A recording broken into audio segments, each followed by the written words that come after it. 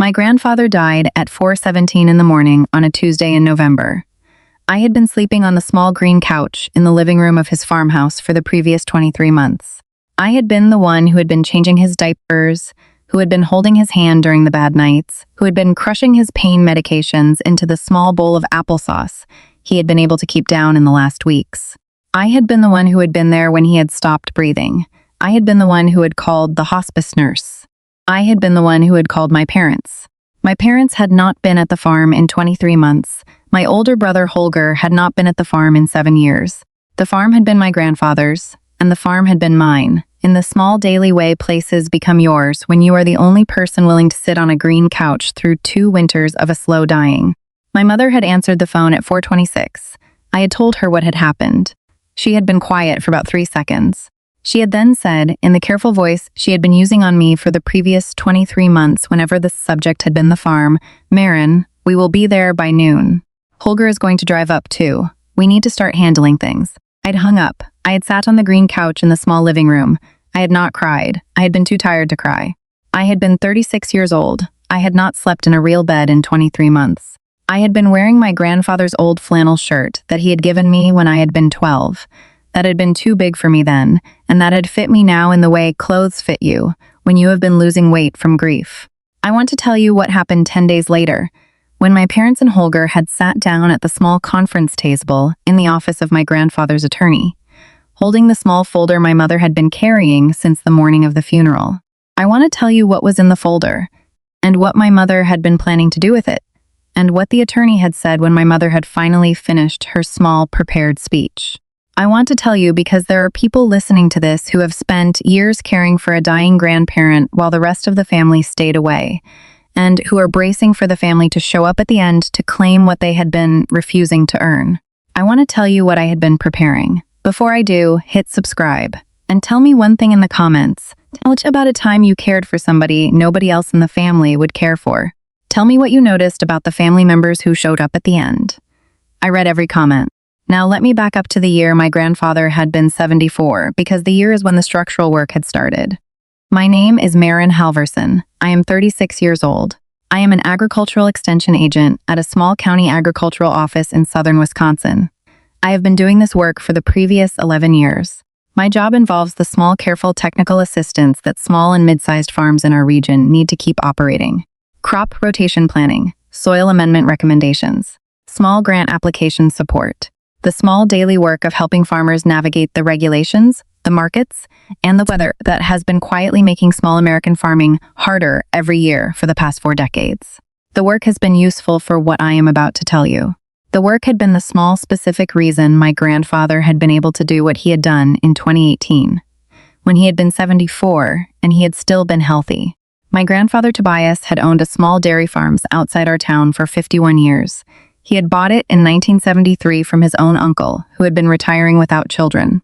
The farm had been 97 acres. The farm had included a small milking operation that had produced milk for a regional cooperative for 48 of those 51 years. The farm had also included a small piece of woodlot that my grandfather had been managing for sustainable timber harvesting since the early 1980s. The farm had been his entire adult life. The farm had been, by any measure, the place he had cared about most in the world. I want to tell you about my relationship with the farm, because the relationship is the foundation of everything that happened. I had spent every summer at the farm from the time I had been 7 years old. My parents had been the kind of parents who had been happy to send me up to my grandparents' farm for the summers, because the sending of me had freed them to focus on my older brother, Holger, who had been 3 years older than me, and who had been the child they had been more interested in. The arrangement had not been said out loud. The arrangement had been the small operational reality of how my family had been organized. Holger had stayed with my parents. I had been sent to the farm. I had not minded. The farm had been the place where I had been most myself. My grandfather had been the adult who had been most able to see me. My grandmother Petra had been the adult who had been most patient with me. The summers had been the small foundation of who I had eventually become as a person, in the way some grandparents' farms become foundations for grandchildren who do not quite fit into the families they had been born into. My grandmother had died in 2015. My grandfather had been 71. The farm had been entirely his to operate after that. He had been managing it on his own, with the help of one full-time employee named Cyrus, who had been with him for the previous 26 years, and with the small, careful weekend assistance I had been providing whenever I had been able to drive up. In 2018, 3 years after my grandmother had died, my grandfather had asked me to come up to the farm for a small, specific conversation. He had been 74 at the time. He had been still healthy. He had been still operating the farm at full capacity. He had taken me out to the small porch on a Saturday afternoon in late September. He had been holding a small thermos of coffee. He had said in the careful voice he had been using when he had been telling me important things, "Marin, I want to talk to you about the farm. I have been thinking about what to do with it. I have been thinking for years. I want to tell you what I have been thinking. I want to hear what you think." I had told him to tell me. He had said, "I do not want the farm to go to your parents. I do not want the farm to go to Holger. I have been watching them, all of them, for 40 years. I have been watching how they relate to me. I have been watching how they relate to the farm. I have been watching how they relate to you. I have decided. I want the farm to go to you. I want it to go to you in a way that cannot be undone. I want to do it now, while I am still strong, so that nobody can argue later that I was confused or that I was pressured. I want to do it in a way that lets the farm keep operating. I am too old to keep operating it alone. I want to bring you in as my partner. I want us to set up a small business entity in which I will be the senior owner and you will be the junior owner, and we will operate the farm together for the rest of my life, and you will be the one who continues operating it after I am gone. I want to start the process this fall. I want to be done by the end of the year. I want you to think about it. I want you to tell me if you are willing." I had been 32 at the time. I had been 3 years out of graduate school. I had been in my 3rd year at the county agricultural office. I had been making $58,000 a year. I had not been planning until that afternoon on the porch to ever own a farm. I had told my grandfather I would think about it. I had driven home that evening. I had stayed up late thinking about it. I had talked to my partner Linnea, who had been a graphic designer and who had been the kind of partner who had been steady about big decisions. Linnea had asked me what I had wanted to do. I had told her I had wanted to do it. Linnea had told me she had been on board. I had called my grandfather the next morning. I had told him yes. I want to tell you what we had done over the following 4 months, because the doing had been the foundation of everything that mattered later. The first thing we had done was retain an attorney. My grandfather had been working for the previous 30 years with a small, careful attorney named Mr. Anders Bergstrom, who had a small practice in the next town over. Mr. Bergstrom had been 71 at the time. He had been familiar with the farm. He had been familiar with my grandfather's intentions. He had been the right person to handle what we were doing. Mr. Bergstrom had explained over our first meeting in October of 2018 that the best structure for what my grandfather wanted to accomplish was a limited liability company. The LLC would own the farm. The LLC would be operated as an active farming business. My grandfather would be the senior member, holding 51% of the membership interests. I would be the junior member, holding the other 49%. I would also be the named managing member from the beginning, with operational authority to make day-to-day decisions about the business. We would both contribute to the LLC. My grandfather would contribute the land, the buildings, the equipment, the dairy herd, and the existing operational contracts. I would contribute my labor, my professional expertise, and a small initial capital contribution of $12,000, which had been most of my savings at the time. The LLC would be called Halvorsen Farm Partners. The name had been my grandfather's suggestion. He had wanted my last name on the entity, even though it had also been his last name, because he had wanted there to be no confusion about who the farm had been intended to belong to in the long run. The transfer of the land and the operational assets from my grandfather to the LLC would be done through a series of small specific transactions, properly documented, with appropriate tax treatment, executed over a 3-month period. The transactions would be public records. The transactions be filed with the county registry and with the state tax authorities. The transactions would be undeniable. The senior member's interest, which had been my grandfather's 51%, would be subject to a small specific buy-sell agreement. The agreement specified that upon my grandfather's death, the senior member's interest would be transferred to the junior member, who was me, at a price equal to the book value of the interest at the time of transfer. The book value of the interest had been set, at the formation of the LLC, at $1. The agreement had been Mr. Bergstrom's idea. The agreement had been designed to ensure that the farm would not get caught up in my grandfather's broader probate process upon his death, and that the transfer of his ownership to me would happen automatically and immediately at the moment of his death. The agreement had been a small, careful piece of structural work that had been entirely legal and entirely standard for small family businesses preparing for ownership transitions. The agreement had also been, in our specific case, the small specific mechanism that would prevent my parents from having any meaningful claim on the farm, regardless of what my grandfather's eventual will would say about his other assets. We had executed all of the documents by January of 2019. The LLC had been formed, the land had been transferred, the buy-sell agreement had been signed, the recording fees had been paid. The new operational entity had been live. My grandfather had not told my parents or Holger about any of this. I had not told them either. My grandfather had been clear, when we had been doing the work, that he had wanted the existence of the LLC to remain private for as long as he was alive. He had explained that telling my parents would only result in years of arguments and would not change anything. He had said the structure was complete. The structure did not require their input or their consent. The structure was a fact. The fact would become known to them at the appropriate time. I wanted to see what he had done with the farm over the next 6 years, because the doing had been the proof that the structure had been right. My grandfather and I had operated the farm together from January of 2019 until his diagnosis in November of 2022. The operating had been a small, careful partnership. My grandfather had handled the parts of the work he had been doing for 50 years. I had handled the parts of the work that had required the modern professional skills he had not been trained in. We had updated the farm's accounting systems. We had renegotiated the milk supply contract with the regional cooperative on better terms.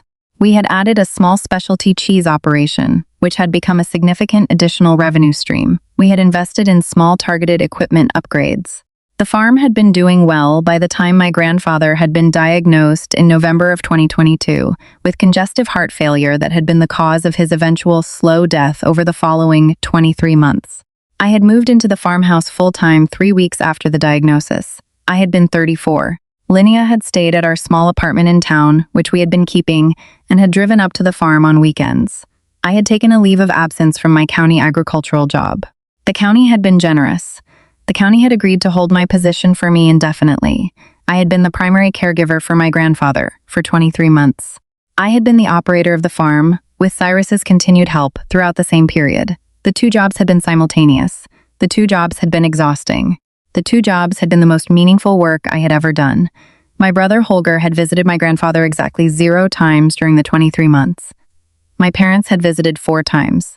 Each visit had been short. Each visit had been awkward. The visits had been mostly about my parents reminding themselves that the farm had been there. My parents had not helped with the caregiving. My parents had not asked how I had been doing. My parents had not stayed overnight. My grandfather had died on the Tuesday morning in November. I had called my parents at 4:26. They had arrived at noon. Holger had arrived around 3 in the afternoon. My parents had walked through the farmhouse with the small acquisitive attention people use when they have been waiting for the moment to inherit something. Holger had been quieter. Holger had been wearing a small black suit. Holger had been performing the role of grieving grandson badly. We had handled the small initial arrangements for the burial that afternoon. My grandfather had been buried in the small family plot at the small parish cemetery the following Saturday. The funeral had been small.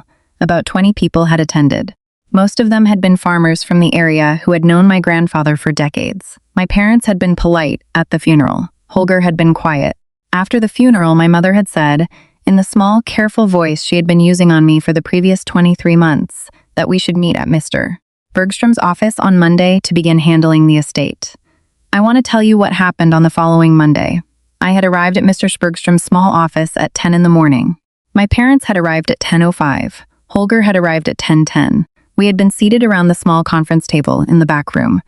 Mr. Bergstrom had been at the head of the table. My mother had been across from me. My father had been next to her. Holger had been at the end. My mother had brought a small folder. I want you to picture the folder. The folder had been a small manila folder that she had been carrying since the day of the funeral. The folder had been the visible representation of what my mother had been planning for the previous 50 years. Mr. Bergstrom had begun the meeting by introducing himself and by explaining that he would be walking us through the disposition of my grandfather's estate. He had explained that he would start with the assets that were to my grandfather's personal name, and that would be handled through the standard probate process. He had then read out the list of personal assets. The list had included a small savings account of approximately $46,000, a small retirement account of approximately $180,000, a small life insurance policy of approximately $25,000, the small pickup truck my grandfather had been driving since 2003, and various small personal items including his clothing, his furniture, his small collection of woodworking tools, and his collection of old farm equipment manuals. Mr. Bergstrom had then explained that the will my grandfather had executed in 2019, which was the operative will, had distributed these personal assets as follows. The savings account, the retirement account, and the life insurance proceeds, totaling approximately $251,000, would be split into 3 equal shares of approximately $83,000 each. 1 share would go to my mother, who had been my grandfather's only child. 1 share would go to me. 1 share would go to Holger. The pickup truck would go to me. The woodworking tools would go to Holger. The personal items would be divided according to the small written list my grandfather had appended to the will. My mother had been listening. My father had been listening. Holger had been listening. The distribution of the personal assets had been roughly what my parents had been expecting, with the small exception that they had been expecting to receive the entire estate rather than only 1/3 of it. My mother had been processing this small disappointment. She had then said, in the careful voice she had been preparing, "Mr. Bergstrom, we have a question about the farm. The farm is the largest asset in the estate. The will did not mention the farm. We are wondering when the farm is going to be discussed." Mr. Bergstrom had been quiet for a moment. He had then said, in the small careful voice he had been preparing for this exact moment for the previous 6 years, "Solvig, the farm is not part of your father's estate. The farm has not been part of your father's estate since January of 2019. The farm is owned by Halvorsen Farm Partners, LLC, which has been operating the farm for the past 6 years. The members of the LLC are Tobias Halvorsen and Maren Halvorsen. Upon Tobias's death, his interest in the LLC transferred automatically to Maren under the terms of the buy-sell agreement that the two of them executed at the formation of the entity. Maren is now the sole member of the LLC. The LLC continues to own the farm. The farm continues to operate. The disposition of the farm is not a matter for this estate proceeding because the farm has not been an asset of Tobias's individual estate for the past 6 years. My mother had not moved for almost a full minute. Her face had gone the color of old paper. I had never seen my mother's face do that before. I had seen my mother get angry. I had seen my mother cry performatively. I had not seen my mother's face register the kind of slow comprehension that had been required to process what Mr. Bergstrom had just said. She had finally said in a small voice, "That cannot be right." Mr. Bergstrom had said in the same calm voice, "Solvig, it is right. The records are available at the county registry. The LLC has been operating for 6 years. This farm has been operated under the LLC's name. The milk supply contracts have been in the LLC's name. The tax filings have been in the LLC's name. The Wisconsin Department of Agriculture has been receiving inspection reports from the LLC. The bank accounts have been in the LLC's name. There is no ambiguity about the ownership of the farm. The farm has been owned by Halvorsen Farm Partners for 6 years, and it is now owned solely by Maren as the surviving member." My father had been staring at the table. Holger had been the first one to speak. He had said, in a voice that had been higher than the voice he usually used, "Grandpa gave the farm to her 6 years ago?" I had said yes. Holger had said, without telling us. I had said, "Holger, Grandpa did not need to tell you. He had been thinking about it for years. He had decided. He had done it while he was still healthy. He had wanted it to be undeniable. It is undeniable. I am sorry. I had nothing to do with the timing of when it became known to you. I have been operating the farm for 6 years. I have been caring for him for the last 2. I have been doing the work. The structure he set up was his choice. The structure has held. The farm is mine." My mother had finally found her voice. She had said, "Maren, this is fraud. You manipulated him. You took advantage of an old man. We are going to challenge this." I had been quiet for a moment. I had then said, in the small clear voice I had been preparing for several days, "Mom, the LLC was formed in January of 2019. Grandpa was 74 at the time. He was healthy. He was operating the farm at full capacity. He was attending church every Sunday. He was driving himself everywhere. He was managing his own finances. He was, by any reasonable standard, fully competent. The medical records from his physician at the time will confirm his cognitive state. The attorney who handled the formation will confirm his clarity and his intentions. There were no signs of any impairment for the next 3 years after the formation. The diagnosis came in November of 2022, nearly 4 years after the LLC was formed. Any challenge you bring will be unsuccessful. The challenge will also be expensive. The challenge will also be public.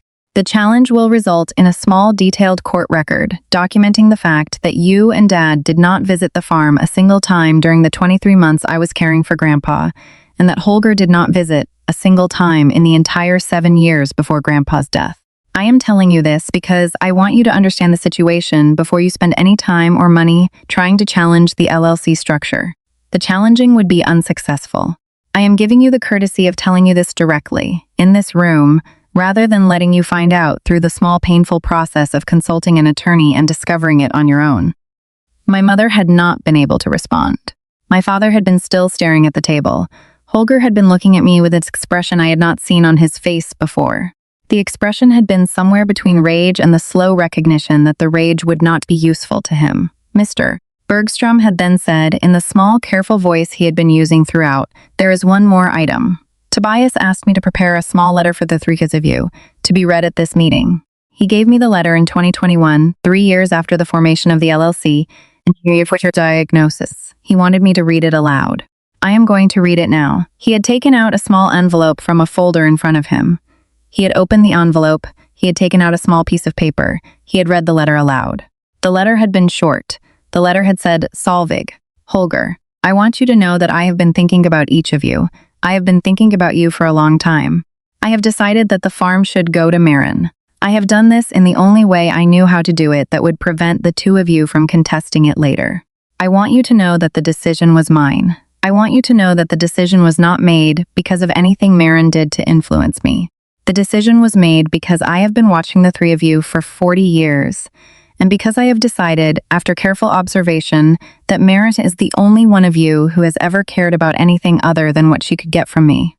I have left you each a small share of my personal assets, which is more than I had been intending to leave you 10 years ago.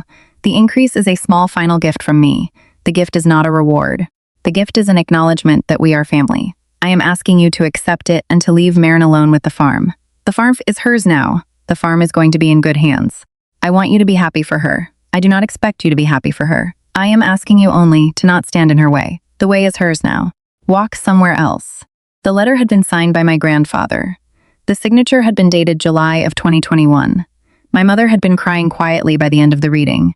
My father had been still looking at the table. Holger had stood up. He had walked out of the conference room without saying anything. My parents had followed him about 3 minutes later. They had not looked at me. They had simply left. I want to tell you what has happened in the 8 months since the farm has been operating. I have hired a small additional employee to assist Cyrus with the daily operations. I have been splitting my time between the farm and the small apartment in town that Linnea and I have been keeping. Linnea has moved out to the farm with me on the weekends and during the summer months. We have been figuring out, slowly, what kind of life we are going to be building on the farm in the long run. My parents have not contacted me. I have not contacted them. The estrangement has been complete. My parents have been telling extended family members, in the month since, the same story they had been telling at the funeral. The story had been that I had manipulated my grandfather and that the farm should have been theirs. The extended family had mostly not believed them. The extended family had been quietly contacting me with small notes of support. A few cousins on my grandfather's side of the family had been particularly clear. They had told me, in their own words, that they had been watching my parents and Holger for years, and that they had been waiting for the moment when my grandfather would finally do something to acknowledge what they had been seeing. They had told me they were glad my grandfather had done it. They had told me they were glad the farm was in my hands. Holger had reached out once. He had sent me a small text message about 3 months after the meeting. The text had said, "Marin, I want to talk."